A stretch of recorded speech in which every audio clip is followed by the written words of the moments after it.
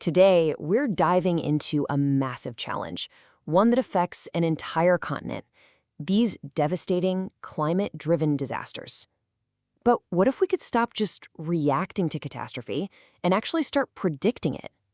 Well, that's the incredible promise of a new technology we're going to explore right now. To really get a grip on the scale of this problem, just look at this number: $5 billion. That's what Africa pays every single year for disasters like floods. And this isn't just some abstract number on a spreadsheet.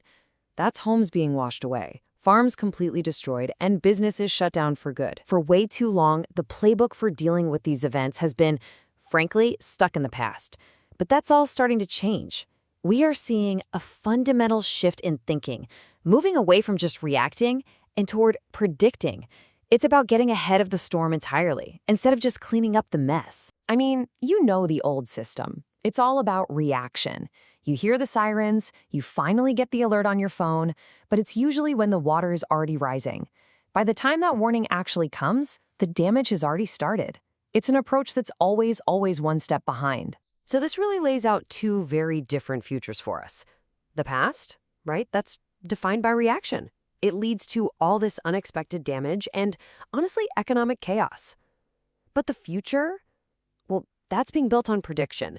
With early warnings, you can create the economic stability communities need to not just survive, but actually thrive. It's a pretty stark choice between chaos and control. And this is where the hero of our story comes in, a team called Climatrix AI. Their mission is captured perfectly right here. They are flipping the script. They're moving the world from reaction to prediction. I love that phrasing. Okay, so it sounds great in theory, but how does it actually work? I mean, how can you predict something as chaotic as a flood with enough accuracy to really make a difference?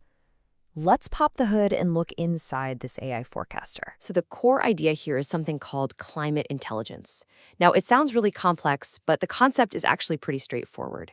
You take a whole bunch of different data, from satellites way up in space, from weather radar, from sensors on the ground, and you use artificial intelligence to fuse it all together.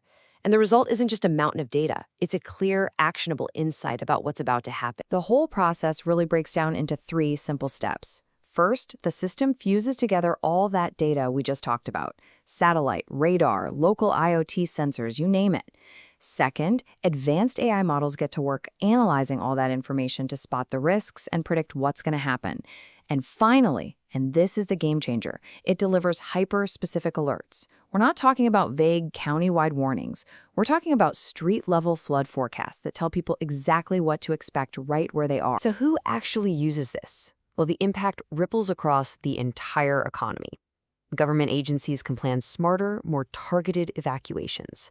Insurers can finally price their risk accurately, which helps stabilize the whole market. Businesses, think aviation, logistics, even real estate, can reroute their supply chains and protect their assets. And it drills all the way down to an individual farmer who now gets a heads up to protect their crops and ultimately their livelihood. Now, this isn't just some cool, clever idea. It has a very real, very measurable value. So let's actually quantify the impact. What happens when you get prediction right? The return on investment here is, well, it's just staggering. The research shows that for every single dollar you spend on early warning systems like this, you save up to $9 in disaster losses.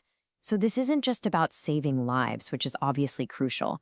From a purely economic view, it's one of the absolute smartest investments a country can make. It's a no-brainer. And I want to be super clear here. This is not just a theoretical concept or a plan on a whiteboard.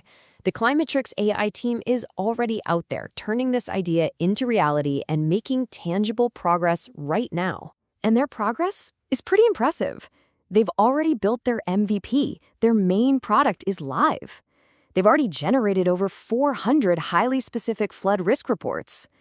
They've earned the trust of the biggest names in tech, with partnerships with both AWS and Microsoft Azure. They've been recognized as a top innovator, getting selected for the prestigious Qualcomm Make in Africa program.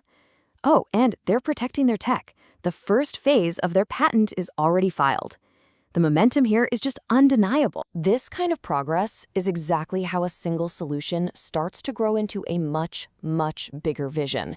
Because this is about more than just predicting floods. This is about building an entire climate-smart future for a continent. So what really makes this different? It's the fact that it's all unified. It combines those hyperlocal forecasts with insights into the economic impact and serves up genuinely actionable alerts, all on one single platform. It's designed from the ground up to turn incredibly complex climate data into simple, clear, bottom-line decisions. Their ultimate vision is incredibly ambitious, but it's crystal clear: to become Africa's climate intelligence backbone. I want you to think about that. Think of it like essential infrastructure, just like the power grid or the internet. It's a foundational layer that the entire modern economy can be built on top of, safely and securely. And if they pull this off, what's the scale of the opportunity we're talking about? $1 trillion. That is the estimated value that could be unlocked across Africa just by building climate resilience. By de-risking the continent from these terrible events, you open up a $1 trillion highway for growth, investment, and stability. And that leaves us with a final, really powerful question to think about.